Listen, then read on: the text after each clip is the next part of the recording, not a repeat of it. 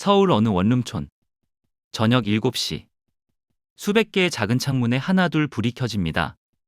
각자의 공간에서 각자의 저녁을 맞이하는 사람들.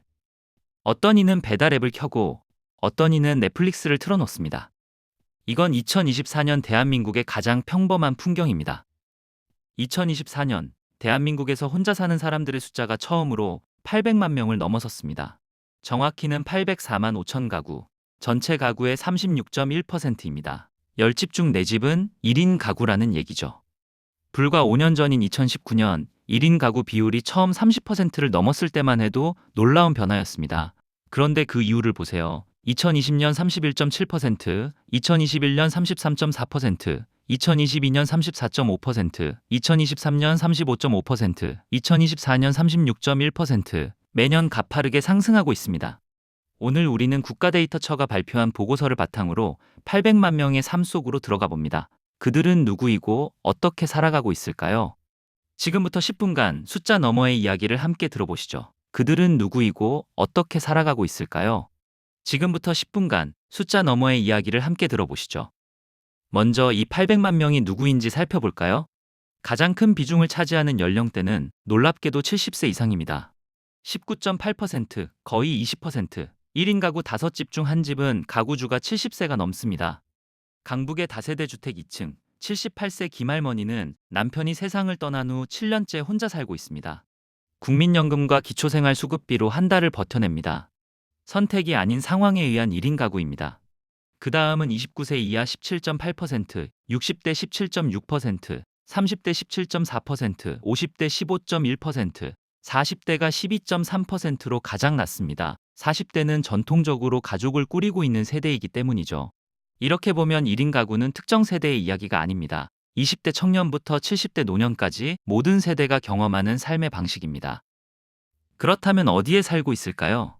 42.7%, 거의 절반이 서울과 경기에 몰려 있습니다. 경기 22.1%, 서울 20.6%, 부산 6.8% 순입니다. 흥미로운 건 전체 가구와 비교했을 때입니다. 전체 가구는 경기 25.1%, 서울 18.7%인데 1인 가구는 서울 비율이 더 높고 경기 비율이 더 낮습니다. 왜일까요? 1인 가구는 출퇴근 거리, 대중교통, 편의시설 접근성을 우선시하기 때문입니다. 직장과 편의시설이 밀집된 서울 도심을 선호하는 거죠. 이제 그들이 사는 집안으로 들어가 봅시다. 1인 가구가 가장 많이 사는 주거 형태는 단독주택 39.0%입니다. 아파트 35.9%, 연립 다세대 11.7%, 전체 가구는 아파트가 53.9%인데 말이죠. 왜 단독주택 비율이 높을까요? 통계상 단독주택으로 분류되는 원룸과 다가구 주택 때문입니다. 골목골목 다닥다닥 붙어있는 빌라와 주택들, 그 안에 작은 방들이죠. 그리고 주목할 숫자, 주택 소유율 32.0%, 1인 가구 10명 중 7명은 자기 집이 없습니다.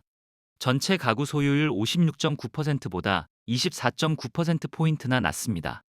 얼마나 좁은 공간에 살까요? 49.6%, 거의 절반이 40 이하 주택에 거주합니다. 40는 대략 12평, 원룸이나 작은 투룸 크기입니다. 4050가 13.0%, 5060가 11.6%, 이 세 구간을 합치면 74.2%, 4분의 3은 18평 이하의 집에 삽니다. 좁은 공간, 높은 월세, 낮은 소유율, 이게 1인 가구의 주거 현실입니다. 그런데 놀라운 통계가 있습니다. 주택 만족도 85.3%, 주거 환경 만족도 85.7%, 생각보다 높지 않나요? 이웃과의 관계 88.4%, 청소 쓰레기 처리 87.6%, 치안 87.5%, 기본적인 주거 조건에는 만족하고 있습니다. 반면 문화시설 접근성 38.6% 불만족, 주차시설 29.8% 불만족, 의료시설 접근성 24.3% 불만족. 1인 가구는 집 자체보다 그 집이 어디에 있느냐를 더 중요하게 생각합니다.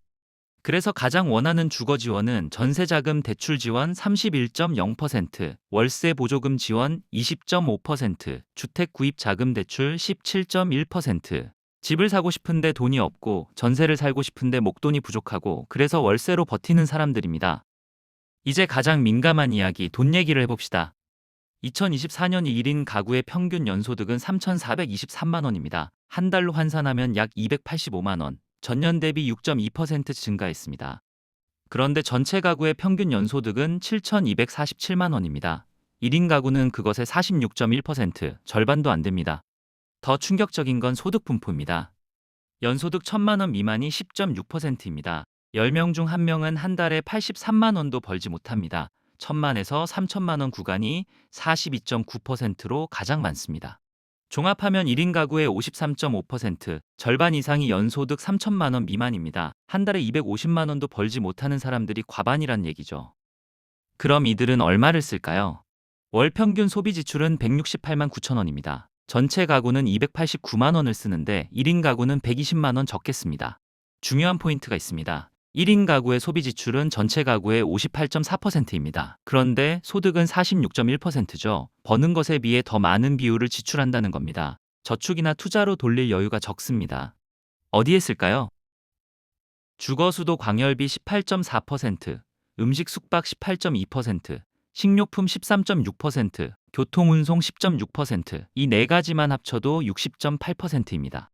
한 달 지출의 60%가 살아가는데 필수적인 비용입니다. 그래서 만족도가 낮습니다.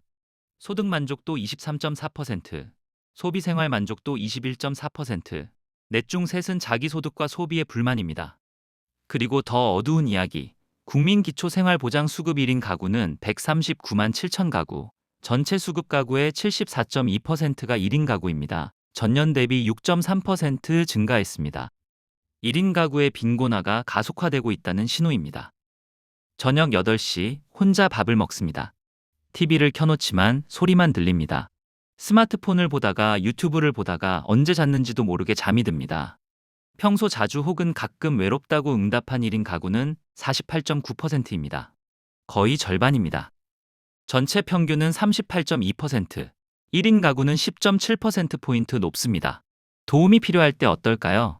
몸이 아플 때 도움받을 사람이 있다는 응답 68.9%, 전체 평균은 75.1%입니다. 돈을 빌려야 할 때는 45.6%만 도움받을 사람이 있다고 했습니다. 전체 평균 51.4%보다 낮습니다. 우울할 때는 73.5%, 전체 평균 78.8%보다 낮습니다. 특히 돈 문제가 심각합니다. 절반 이상이 급할 때 돈을 빌릴 사람이 없다는 겁니다. 주말에는 뭘 할까요?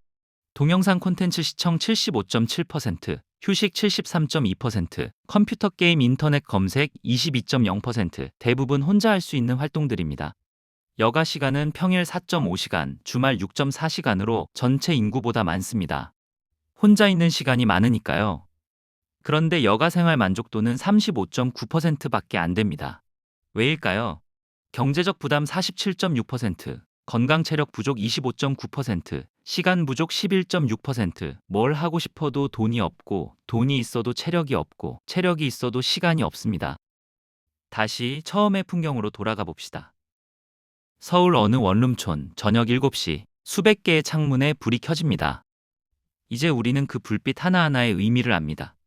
어떤 창문 뒤에는 78세 할머니가 다음 달 전기세를 고민하고, 어떤 창문 뒤에는 26세 청년이 또 떨어진 면접 결과를 확인하고, 어떤 창문 뒤에는 34세 직장인이 배달앱을 켜고, 어떤 창문 뒤에는 62세 이혼남이 소주 한 잔을 따릅니다.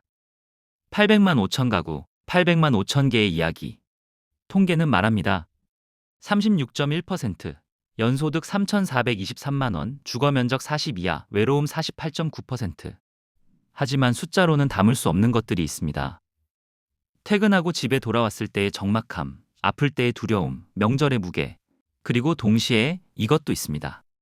아무도 간섭하지 않는 나만의 공간, 내가 원하는 대로 살 수 있는 자유, 나를 위한 투자. 1인 가구는 비극이 아닙니다. 하나의 선택이고 삶의 방식입니다. 다만 우리 사회가 아직 준비되지 않았을 뿐입니다. 2019년 30%였던 1인 가구 비율이 2024년 36.1%가 되었습니다. 이 추세대로라면 2030년에는 40%를 넘길 겁니다. 대한민국 가구의 절반 가까이가 1인 가구가 되는 시대가 옵니다. 이제 질문해야 합니다. 적정한 가격의 소형주택은 충분한가요? 1인 가구를 위한 금융상품은 있나요? 혼자 사는 노인을 위한 돌봄 시스템은 작동하고 있나요? 1인 가구를 불쌍한 사람들로만 바라보는 시선은 바뀌었나요?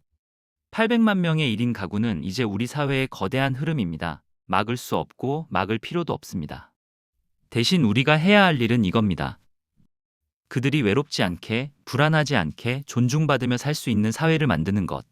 오늘도 어디선가 누군가는 원룸문을 열고 집에 들어섭니다. 불을 켜고 신발을 벗고 소파에 앉습니다. 혼자입니다. 하지만 외롭지 않을 수 있다면, 불안하지 않을 수 있다면 그것만으로도 충분히 행복할 수 있습니다. 800만 명의 삶이 조금 더 따뜻해지는 그날을 기대하며 오늘 이야기를 마칩니다. 시청해주셔서 감사합니다.